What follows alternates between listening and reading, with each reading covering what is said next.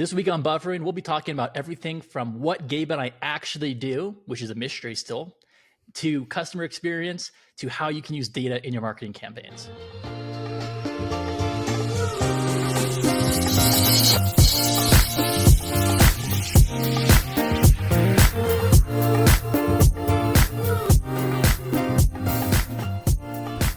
Zach, I'm so excited about these topics, especially what do we actually do around here? I created a little bit of a one-off title for this that's sort of outside of our normal, normal kind of naming conventions. And it was just, what would you say you do here? And then I had to ask you if you knew what the reference was for that, and you did not know, shockingly. I was close. I thought it was from The Office when Holly asks Creed what he does there, and he kind of just says, "Excuse me," and walks out of the room. But no, I was wrong. But I got the Office part right, Gabe. If I recall that conversation correctly. You did. You were like 50% there. So it's actually from Office Space, where the Bobs are sitting around asking everybody what it is that they do. And there's the guy who kind of freaks out, and they just have the very basic question of, what would you say you do here? So we're going to get into that a little bit today, Zach, of what we actually do for a day job. But before we do that, we have to talk about the really fun, quote unquote, customer experience that you had over the last couple of days. And to go back to our John Pico episode, I would say that this probably created a valley for you. Well, it's funny, Gabe, because I have this Alienware laptop, and I wasn't going to mention the brand, but I'm going to tell everyone what brand it is. And a couple keys stopped working, over the past week. So I went to Dell's website and requested service, and they actually have two options. And being an Apple guy, I'm very familiar with how Apple does service, but Dell was a little bit differently. I could either mail the product in and wait a few weeks and get it back, or they had an on-site option, which was like a day turnaround. So on this weekend on Saturday, I set up the service and forgot about it. And then on Tuesday, still, I forgot about it. And Tuesday, I get up and I get to work. And as I'm working, I get an email saying, "Hey, we're going to be at your house today from 8 a.m. or between 8 a.m. and 8 p.m." And I thought, two things here. Number one, way to give me some advance notice here. Reaching out the day you're going to show up, and then giving me a 12-hour window. That, being in the broadband industry, I thought it was funny. I thought, this is such a bad experience that I'm going to laugh this one off. But a 12-hour window from 8 a.m. to 8 p.m. the day of, and it gets better, Gabe. Like everything in my life, a little bit of chaos here. So then, half the day goes by, and I'm sitting here working and thinking, man, when are they going to come? I cleaned, I made sure I was dressed well to impress the technician. I don't know what that was about, but I was ready to go. And then halfway through the afternoon, oh, the parts didn't come. We're going to reach out tomorrow. And I thought, my goodness, not that I went so far out of my way to accommodate this in my schedule, but I had this 12-hour install window the day of. And they tell me, "Oh, just kidding, it's going to be tomorrow." So sure enough, they came today. They fixed the laptop. Took them a bit longer than I had expected. It works though. I don't know if I would say I'm satisfied, but I have a functional laptop once again. But Gabe, two 12-hour windows, well, that's just the best kills part, me. Right? Is the next day when they said they were coming back, and you still got the 12-hour 8 a.m. to 8 p.m. window. So for everybody out there who has to send people to homes to do installs or do anything service related, please don't do a 12-hour window. I laughed so hard when you sent me that, man. I thought it was some sort of joke. There's no way that somebody actually is doing a 12-hour window, but no, they did. The interesting thing, and I'm going to give them this, is so I opened the ticket on Dell's website. I used my Google account. I still haven't figured this part out, but I also have WhatsApp on my phone, and I didn't give them any WhatsApp information, but the communications from the technician came through WhatsApp, and don't know how they did that. I'm here for it. It worked well. I've, no negative thoughts there, but everything's good now after a 24-hour, waiting period, and slightly delaying the podcast here a little bit today. We're good to go.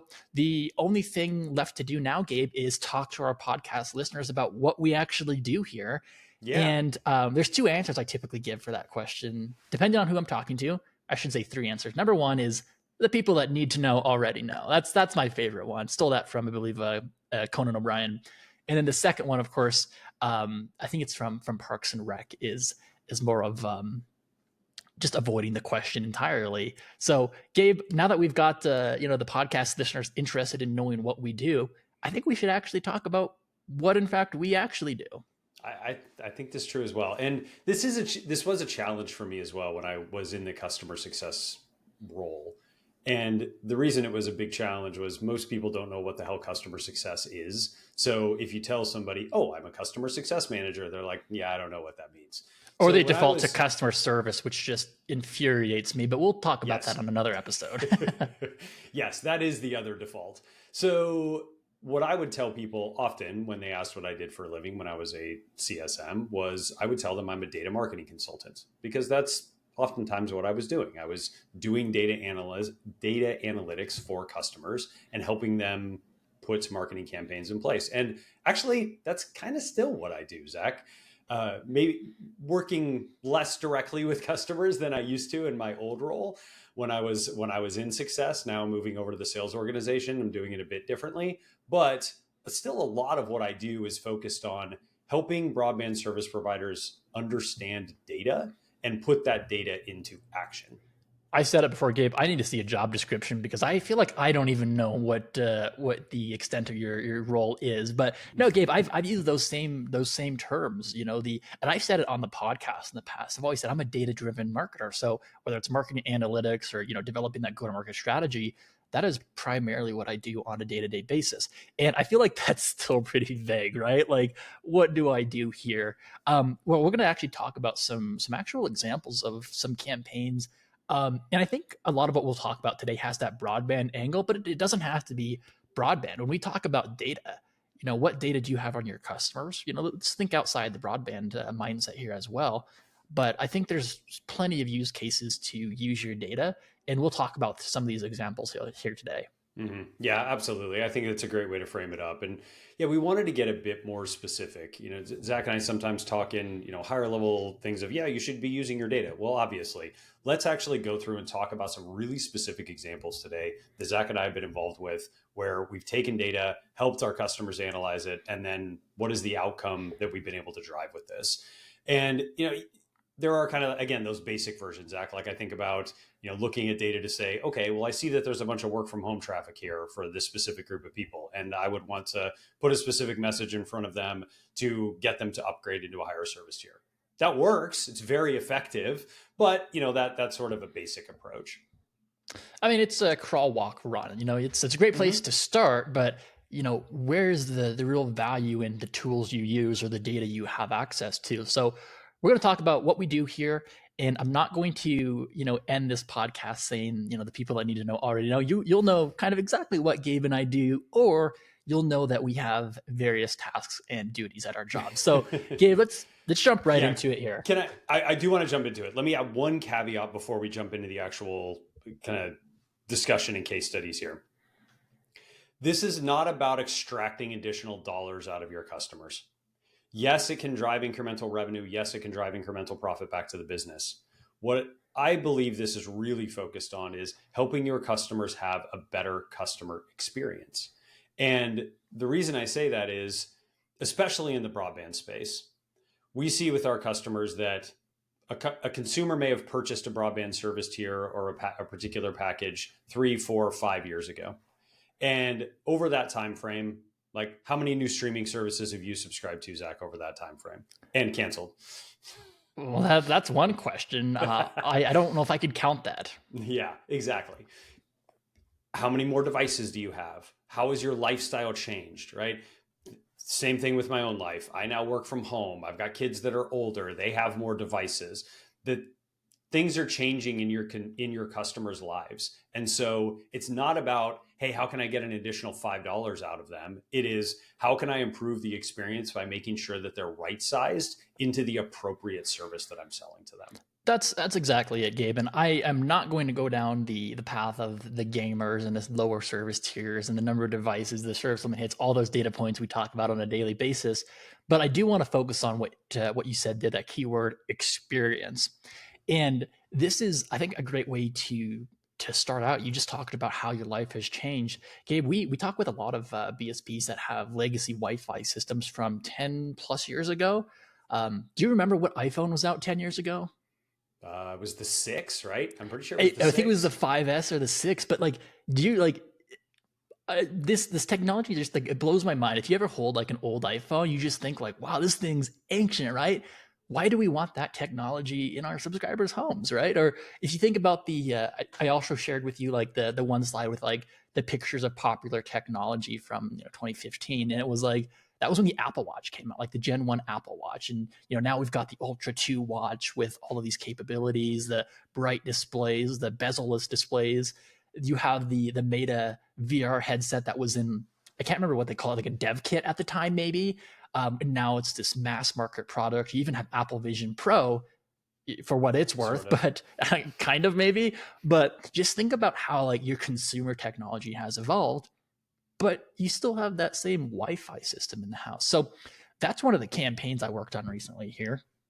And what we did is we used data from cloud, whether that's our signal strength issues, that RSSI data, and other experience data from a more technical standpoint. And then we took that and combined it with our demographic and psychographic data. So we looked at, what's the technology affluence in these households? What's their income? And one of the interesting things we found was people with these legacy systems were oftentimes what you would consider a high tech household. So they value these high technology, these new technologies, and they may be considered even like the early adopters to these groundbreaking uh, technologies that come out, if I can say technologies one more time in that sentence. But they had this high tech affluence, and they were on these legacy systems. So we thought, what better opportunity do we have to not only bring them the latest and greatest Wi-Fi experience, but to enable some additional, managed services, of course, the revenue opportunity, but to better improve their lives. Mm-hmm. Yeah, I think that's the big part of this is improve the experience that they're having. And in this case, it wasn't even really a revenue generation activity. It It was was more about absolutely subscriber experience. There was exactly. no revenue component to any of this. And I know this particular provider you were working with, and they're in a very highly competitive market. They have large national cable provider. They have another fiber overbuilder. I think they have a second large cable provider, national cable provider in some of their markets as well. So if consumers, internet is Wi-Fi and Wi-Fi is the internet, right? So if they are having a bad Wi-Fi experience, then their assumption is just the internet sucks, right? And it may just be because of exactly what Zach went through. They're on a legacy device. They need to be upgraded to something that's going to be more appropriate. And if you're going to, if you as a broadband service provider are going to go through the effort to upgrade somebody, why would you not look at the experience that the customer is having? And then what Zach did, which I loved this idea when he told me about it, I got so excited, align it with that demographic and psychographic information to also say where are people at on that technology adoption scale. And let's reach out to them first. Those are the people who are going to be most excited about it. They're also the people who are probably going to go leave a review and tell 9 of their friends and, give you positivity from an NPS perspective by telling people how wonderful it was that you proactively reached out to them and improved their overall experience. And I So want I to, thought this was a fantastic example. yeah, and I want to backtrack on something I said. I kind of finished that last sentence saying there was no revenue component, which it's arguably true. But keep in mind the cost to acquire new subscribers as opposed to retaining your existing subscribers. This was a huge. We talked about customer experience. Let's talk about customer retention. These Mm-hmm. subscribers now have a much better experience within their home in terms of signal strength. They have the latest and greatest Wi-Fi 6E, Wi-Fi 7 technology. So it's aligned very much with that goal of improving revenue, of course, in terms of the customer experience, customer retention. The other thing here, Gabe, I mentioned crawl, walk, run earlier in this podcast. Think about this campaign. We kind of did do that crawl, walk, run. Like you can proactively identify subscribers who are having pain points and market to them, right? But then what can you do next? That's where that demographic and that psychographic data came in, right? So we have the foundation. We could go out and just run a generic, problems with your Wi-Fi campaign and see what happens. But when we have data on our customers and our subscribers in this case, we should be using that to personalize that messaging so it's going to better resonate with them. In this particular case, of course, the high tech affluence really helped us out. We had high tech households, So of course they were more likely to take advantage of this offer. Yep, absolutely. And you're spot on about the retention piece of this. It's Zach, I've talked about this before, customer lifetime value. It's a customer lifetime value play. If you're able to get those customers to stick around for another handful of years, that's massively impactful from an overall revenue perspective. So it may not necessarily get you an increase in, monthly revenue at that exact moment, but it's creating so much additional stickiness with your customers. Well, it's funny too, Gabe, because I think of you and I, we're both in the broadband space. I would say we both fall into those high tech households. For sure. Absolutely. But if my provider reached out to me today and it's like, hey, your system's, this old, would you like the latest and greatest Wi Fi experience for no extra cost? I'd be like, absolutely, I do. Why would Sign I me not? up. And Exactly. it's interesting because like I already have the latest and greatest system, but again, if I was experiencing pain points, maybe I knew it, or like when you go to like the edge of your house and your signal starts to drop off. Before I deployed outdoor Wi-Fi, I would often get ready in my car and be in my driveway trying to like get my playlist ready, and I'd be right on the edge of my connection, and it would always annoy me. But the second I expanded my outdoor Wi-Fi, that problem's gone. So like that pain point's gone. But if my provider would have proactively identified that as a problem, which is what we did in this exact campaign, I would have never had that frustration to begin with. Yeah. Yeah, that's the bit is the how can we proactively identify those issues and reach out before the customer even realizes there's a problem. And that I think leads us nicely probably into the next one here, Zach, which is one I worked on with a customer where we were looking at they were getting ready to launch some specific new offers into their market. They had a gamer plan, they had a couple of other plans that they were looking to push. And it was again more about improving the overall experience for that specific group of people. So what we did was we looked at specific devices that were connected to the Wi-Fi systems, and we looked for gaming systems: Xbox, PlayStation, Switch, Oculus, these types of specific gaming applications. One interesting thing that we did see as we started to dig into this is that if you have a gaming system, you probably have multiple gaming systems. Is the average number of gaming systems was not one; it was like over one and a half. Gabe, So I just at the start of this podcast, we're talking about my Alienware laptop. Cool, that's behind me. My Xbox is also right over there, and my gaming PC is tucked away in a closet. So there you go. there's three right there. Yep, exactly. Yeah, it's a perfect example. Or the person with an Xbox and the person with an Oculus, or whatever. Oh, there's There's four. I've a got one of those ton. too. There you go. You even have so many you forgot about them. But that's the point, right? Is these folks who have gaming platforms, especially multiple gaming platforms, they're the ones who are going to be really interested in these premium services. So we looked at those specific devices that were connected to those Wi-Fi systems. We combined that with other customer data. We looked at some usage data as well. And again, we created this custom product that and an offer that was really targeted at this specific group of people. Now, this has been a massive ARPU uplift. So I actually looked at some of these numbers. For the customers who upgraded that were targeted as part of this campaign, it was a $30 per month uplift in ARPU. If you think about that, we just talked about customer lifetime value, and now I'm going to talk about it again. Man, I didn't even plan that. So, doing some rough math, okay, assuming a 1.5% churn rate on a monthly basis, a $30 increase in ARPU is a $2,000 increase in customer lifetime value per subscriber. And not only is that a customer lifetime value in uplift over that time frame, that's pure profit because it doesn't cost you any more money to move somebody to one of those higher end offers. The reality is it's the same services that you're probably selling already. It's just packaged in a slightly different way. I think improving the subscriber experience is critical for gamers. I've said it before. I'm not like a pro gamer, but I did have during the pandemic a fixed wireless connection for my Wi-Fi, and let me tell you, as a gamer, it was the worst. It was the absolute worst experience. Of course, now I've got fiber, multi-gig, and all of that fun stuff at my house. But being able to target gamers with this personalized messaging, I say take it a step further even and have the proactive automated triggers that can identify issues and communicate with subscribers in real time. Because if you're playing a game and you get disconnected or you're logging out or these other gamer terms, and you like immediately get that notification on your phone like, hey, gamers, like here's your upgrade opportunity Mm-hmm. to improve the experience within your home. that's really going to hit. So again, combining your data with real-time campaigns, whether that's with push notifications, the meta pixel.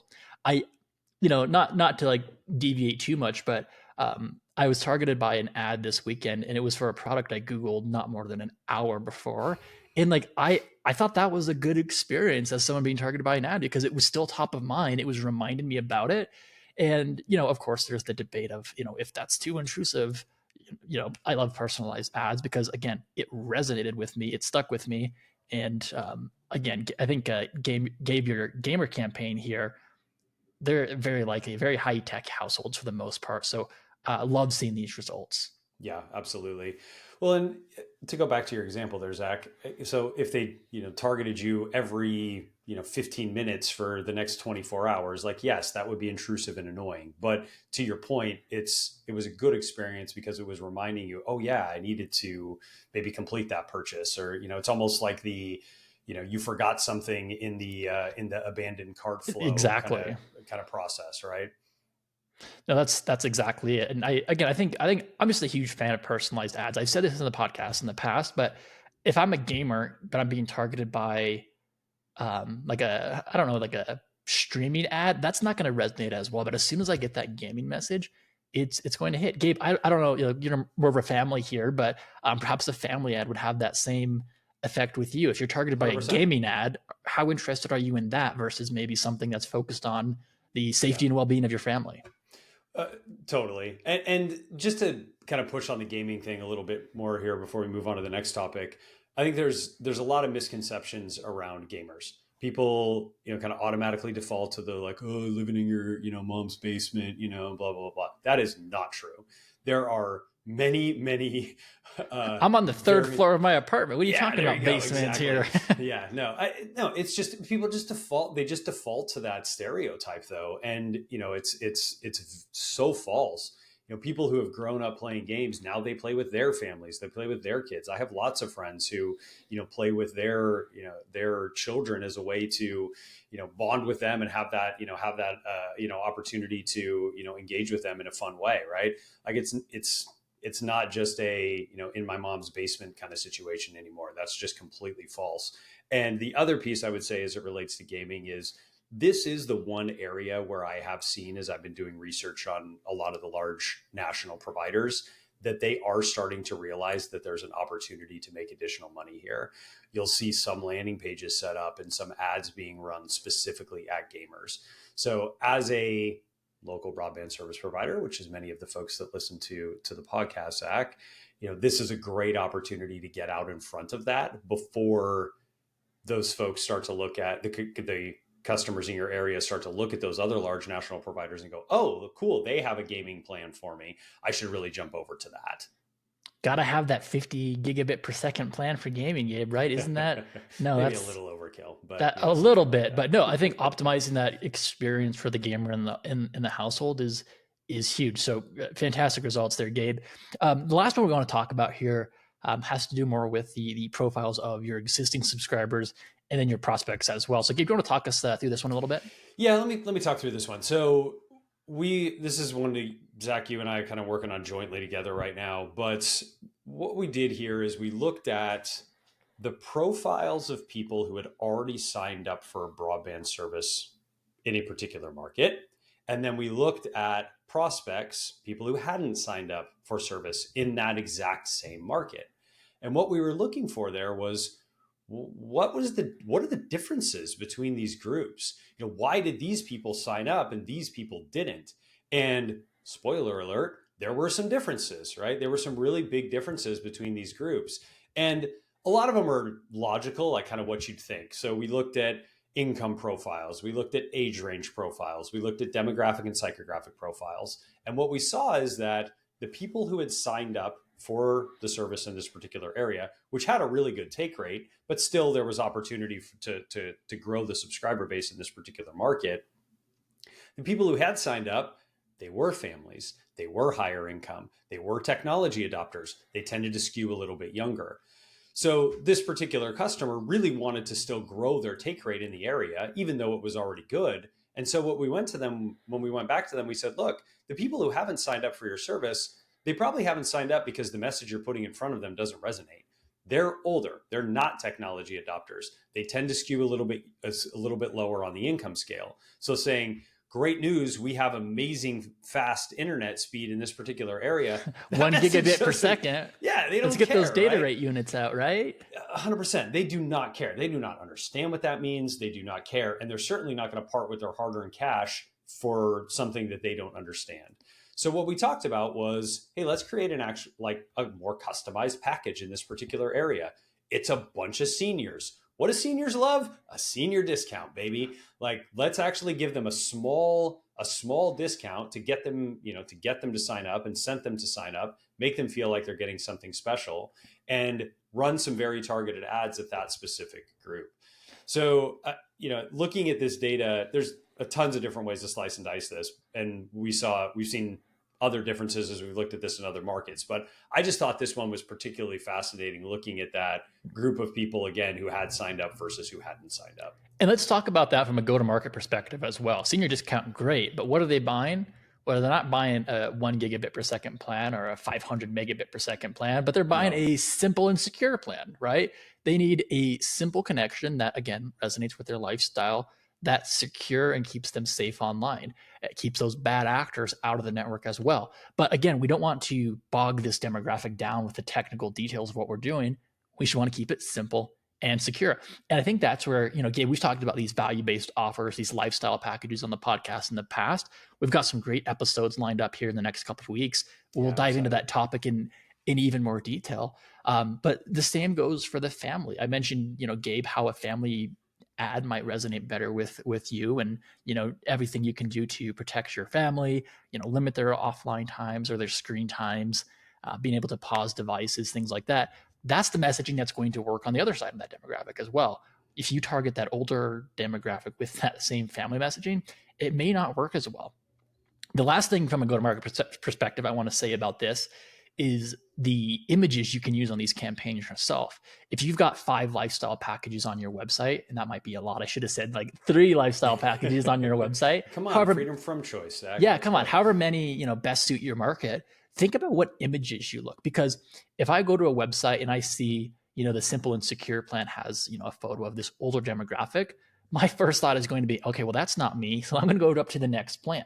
Now, what that ultimately does is, of course, it builds, additional revenue for you, higher ARPU, because people are no longer taking your lowest tier plan.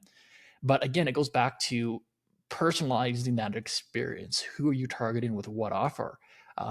And I think there's a great opportunity there as well. In addition to the data, all of this is driven by the data. Mm-hmm. Yeah, and that's why we really wanted to go through these today, Zach, was just, kind of go a little bit of a lower level, a level deeper into how we're actually using the data for these types of campaigns. Again, it's easy to say like, we run data-driven campaigns. Well, what does that actually mean? This is what it means to run a data-driven campaign. It's to go back to the first example that Zach talked about, looking at that Wi-Fi experience that your customers are having, combining that with where they're at on the technology adoption scale to make sure that you're being thoughtful about who are the people that are really going to benefit from a Wi-Fi upgrade in that example. And again, yes, maybe no direct revenue benefit from that one, but Zach hit it spot on from a retention perspective, massive upside there. Second one, looking at that data to understand, well, where are the specific devices, where are those gaming systems, and how can I put something really personalized in front of those customers? And then on the last one, using that demographic and psychographic data to, as Zach said, be really personalized in the message that you're putting out in front of people. And, if it were, like you said, if it were the flip, right? I think you made a really good point there of, I can't just go in and say, well, I have a family plan and start sending that same message to everybody, because in that particular market, the people who hadn't signed up for service, that wasn't going to resonate with them at all. Their kids are grown, they're out of the house. Yeah, maybe they got grandkids who are popping over every once in a while, but that's not, it's out of context for what's going on in their specific life situation. So, Gabe, when people ask us what we do now, I hope we have a better answer now than number one, the people that need to know actually know. Everyone knows what we do now. And again, when we say data-driven marketing, this is examples of real campaigns that have been out in the field. Mm-hmm. Of course, people listening could work with us to deploy these as part of our success team here. But Gabe, I think there's so much value in using these data solutions, especially if you have um, the data available to you. You'd be kind of foolish not to use it, or if there's a unique way we can use it. We talked at the top of the podcast about using RSSI data to drive some of these campaigns. That's a great opportunity there to use these cross-functional data. And not only that, but I think this also goes back into your organization a little bit, because your average marketer may not know what this RSSI data is, but who does know what that data is the people who are using that specific solution. So there's a collaboration component here to make sure that your organization is all speaking the same language, they're all having those same goals and initiatives, and you're not just working in silos in specific solutions. That's such a great point because we see that a lot. Where, and I think this is true of any organization. It's uh, the people working in the other groups don't know what they're doing. Or you don't, because you don't have a really good understanding of what it is that they're doing. You think people just think that the other folks in other groups are idiots or whatever, right? Like we've all worked in organizations where there's been that. That tension that exists between organizations. You're right. This is a great way to break down those silos and to help, help help take some of the technical components that come up in our industry conversations all the time and actually put them into action from a marketing perspective. So yeah, if you're a marketer listening to this and you're wondering, how can I start to do some of this? Go talk to the technical folks, go talk to the network operations folks, find out what data they have access to, and start to think about how you could potentially use that to creatively create some campaigns. It's funny. It reminded me of a campaign I ran 2 years ago. Is with a colleague, Izzy Gomez here. I'm sure people listening know who Izzy is, but we looked at call outcome data. Why are people calling in?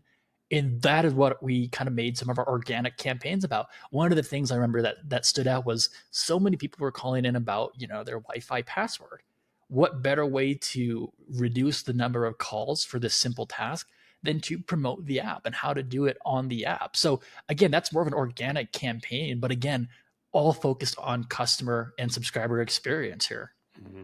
And most importantly, a data-driven campaign to drive a better customer experience. That wasn't just created out of thin air. It was created off of the fact that when you looked at the data, you saw that was the majority of calls that were coming into the call center. So let's look to proactively deal with those versus having to pick up the phone every time. Not that we don't love talking to our customers, but many people just want to be able to deal with these things on their own. They don't want to have to. You never want to pick up the phone, Zach. Like this is the Gen Z me. Talk to anybody. I think I told you about this, Gabe. But when I moved into a new apartment complex, to move my existing fiber service to my new fiber service, same provider, I went to their website and I had to call in, and that still makes me a little bit sad. But I know you were so bitter about that you actually had to pick up the phone and call somebody. I mean, let's be honest here. It was still an okay experience, much better than the 24-hour period for getting my laptop fixed. The 12-hour window. I still can't believe that, man. That's just hilarious to me. It's just comical with how poor of an experience that is. But with that, Gabe, anything else you want to say here today? Otherwise, I think we can wrap it up. And Gabe, I will no longer ask you what exactly you do at Calix. The only thing I was going to say, and then we can wrap it up, is I cannot believe that severance didn't come up in this conversation, and we didn't get a chance to say that the work is mysterious and important, because that feels like a perfect tie-in to everything that we were talking about as well. Oh, that's a tough subject to talk about, because I just binged that entire 2 season. I know you did. I can't remember. I was in southern Utah, and then I drove home and I watched the whole series in 2 weeks. And now I have to wait a year or two for season 3. How am I going to live? Yeah, that is the bummer about those things. That's why I tend to kind of wait a little while and then try and catch up on them, because then you're having to wait forever. But it was a good show, and the work is mysterious and important. Just always makes me laugh. The thing that makes me laugh is just the little office parties they have, and I feel like it's the corporate America perks and benefits of that show. Some of them just really hit. Oh, it's a little bit too close to home sometimes when you're watching that. Yeah, no, those made me laugh.